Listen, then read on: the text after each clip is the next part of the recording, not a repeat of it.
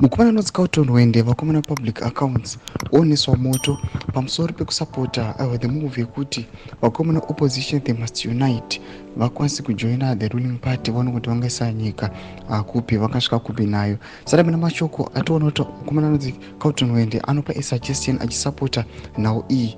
Tatapinda mumashoko atounzwa magaramoyo ano achikudziwa zvoti kana ari iye aiwa anenge anozvirega tobva subscribe like or turn the bell like tipinda pahendo yaCharlton Hwende anoda pahendo pake X onera chiti the trolls spend time insulting people, cancelling out fellow Zimbabweans fighting for change, discouraging people, calling for unity and fighting for reforms.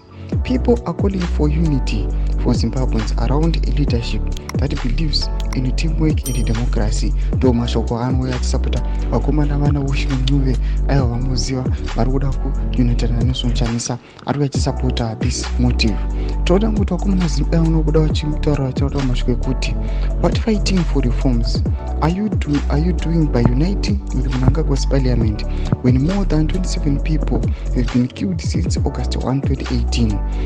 As elections are changed, as you insult Nelson Chamisa, ever since the illegal recalls started, have you written anything calling for unity and condemning the recalls after someone's child worked day and night for you to get into parliament, for you to insult Nelson Chamisa?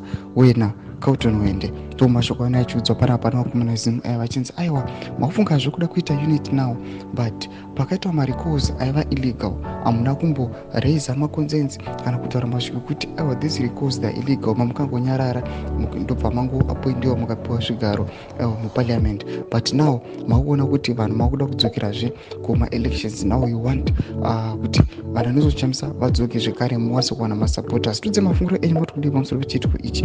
Pinda comment section medu, subscribe or like, turn the bell icon.